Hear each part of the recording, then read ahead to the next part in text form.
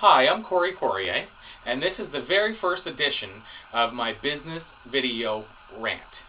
Now, I want to kick off the very first inaugural business video rant by saying, yo-yup! No, that's, I'm not going to, you'll never hear me say that again, I don't think. I was told that when you're putting together a business video blog, that you're supposed to have some sort of catchphrase so that people will remember you and you'll come out of the, let's say, from behind the wall and people will notice you. But I really don't want people walking around saying yo up. So instead what I'm going to do is I'm going to have a signature apple. I'm going to try to have a different apple every time I tune in for a different video blog. But let's jump right into the purpose and meaning behind this blog.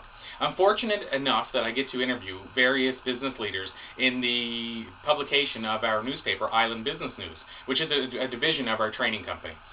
And with Island Business News, again, we're fortunate to interview various business leaders, and where this is a time where people are concerned about the economy and where it's taking us, I think this might be an appropriate time to kick off this business video blog, where hopefully I can share the message and the findings that we've had by interviewing and researching various business leaders, and also in the operation of our own training and speaking company.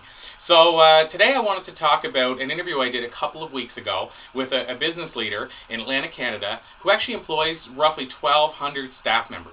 And near the end of the interview, I asked him, what would you say is the key success factor to the meaning behind why your business has been so successful?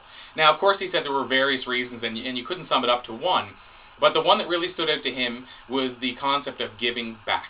You know, whether that's giving back to the community, various staff members, passing along knowledge, donating either his time, money, what have you. And it's interesting because this is something I find more often than not when I interview business leaders, is that's something they have in common, that they find ways to give back. And so it made me want to actually search back in my memory bank and see and think about a time where somebody gave back to me in a very unique situation, so that I could kind of prove that this is something that actually will work in any walk of life.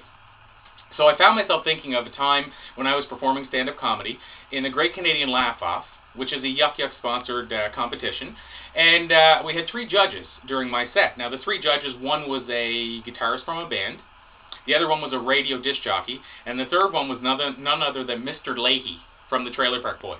So I jumped into my set, realizing that it wasn't as clean as it could have been, and not only that it wasn't going to be one of my best performances.